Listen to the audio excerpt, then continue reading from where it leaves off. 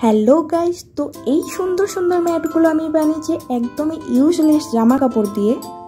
এই অযত্নে পড়ে থাকা গাছগুলোকে ডেকোর করার জন্য, যাতে রুমটাও একটু দেখতে সুন্দর লাগুক।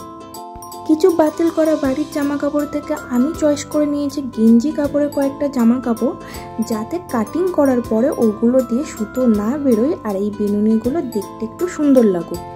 বিনুনিটাকে ভালোভাবে গোল গোল করে রাউন্ড শেপ করে আমি চারপাশে সেলাই করে নিয়েছি। তোমরা চাইলে এটা আঠা দিয়েও অ্যাটাচ করে করতে পারো। আমি সেলাই করেছি যেহেতু এটা নোংরা হলে পরে আমি এটাকে ধুয়ে আবার ইউজ করতে পারি লং টার্মের জন্য। ম্যাটগুলো বানানোর প্রসেস খুবই সিম্পল, খুব ইজিভাবে এই ম্যাটগুলোকে তোমরা বানাতে পারবে। আর বাড়িতে সাজিয়ে রাখলে কেউ বুঝতেই পারবে না এগুলো হাতে বানানো।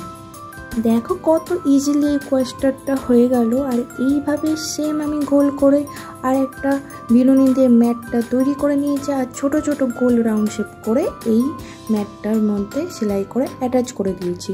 আর তারপরে আর একটা বিনুনি নিয়ে চারপাশে ভালোভাবে সেলাই করে নিয়েছি। আর এই বিনুনিটা একদম যে গোল রাউন্ডটার ওপরে একটু আমি ভাঁজ করে সেলাই করেছি, যাতে এই ম্যাটটা একটু দেখতে অন্যরকম হোক।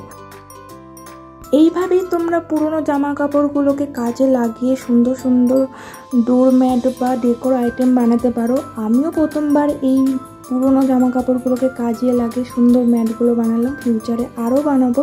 তোমাদের যদি আমার ভিডিও একটু হলেও ভালো লাগে তো লাইক আর চ্যানেলটাকে সাবস্ক্রাইব করতে একদম ভুলো না।